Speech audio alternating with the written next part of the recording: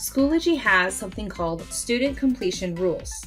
These are great for enabling how the students interact with the content that you created in your course.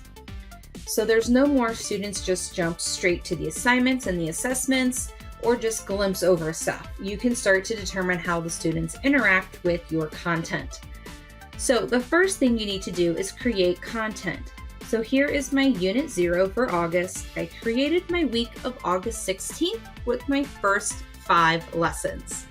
So I'm going to set a rules completion for my first day of classes and how my students must interact with my content.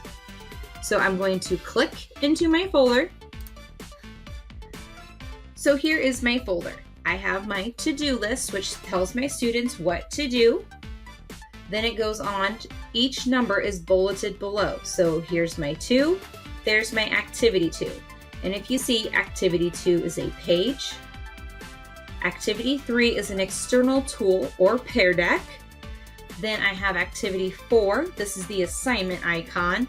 And then I have my exit slip for my formative assessment, and that is the link chain because I'm linking to an external site. So I have my content created for Monday, August 16th, and I want to determine how my students interact with it. This way I can kind of control the order they do the content if they happen to be asynchronous. So I can determine that they must complete an item, must view the item, they have to comment or reply a post, maybe make a submission, or earn a score on an item in my course content. Now, not everything in a folder, all of the content can't have course completions. There are different rules to apply, but you can still determine the order in that students do stuff. So to start at the top of your page that you want to do the rules completion, you're going to select options. Then you will select student completion. This is where you can start to determine what the students do. I like to check mark requirements must be completed in sequential order. If you don't select this, students can randomly click their way through the folder and then they can move on or have a completed progress if they complete them all. I like to do they can't move on until they do first, next, then last. Once I've selected that, then I'm ready to add a requirement. So I like to add a requirement as much as I can to try to hit all of my content. So it's going to start to show me my different items I can do my rules on. So I'm going to select this first drop down and it's going to show me I have three items that I have created that I can use for course completion. Notice I can't do activity 2. Activity 2, I said, was a page. So that was a linked Desmos activity, but I cannot set a rules completion for a page. But I could do activity 3, which was my Pear Deck lesson notes.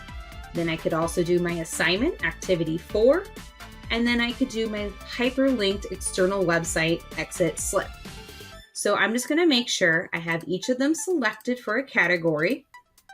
So my Pear Deck, students must with what my external tool. They must at least view the item. So this means they at least get into my Pear Deck activity and start it. Activity 4, this is my assignment. The student must view the item, make a submission, score at least. So this is a pixel art activity, so I'm just gonna put make a submission. Then for the hyperlink, this is my exit slip to a quizzes activity. They must view the item. So this way they can't just glimpse over something, they must actually physically click it. So once I have it set, I will save my changes.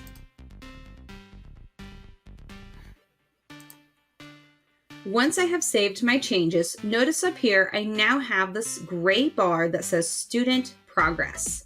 If I select the bar, I can see all of the students in my class and notice that I can also see their progress on that day's lesson to see how far they've made it in their completion. Now sometimes students are absent or sometimes we just need to do that exemption for the students. You can exempt the students by going to your gradebook.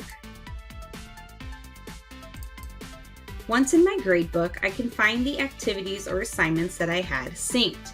So here is that activity for pixel art that I had decided to put in my rules completion. Notice that when I hover over a student's grade, I see this little flag. If I hit the flag, I can mark it as excused, incomplete, or missing. Next, we're going to go back to the main page of our course. Once here, when you come down to the content, notice this unit I just created the rules for now shows must complete. So I can dive into my content to find the folder that says must complete. So if I hit the gear for my folder, I can see that student completion is an option. Once I click into that, I will then be able to edit or delete any of my rules completions I have created.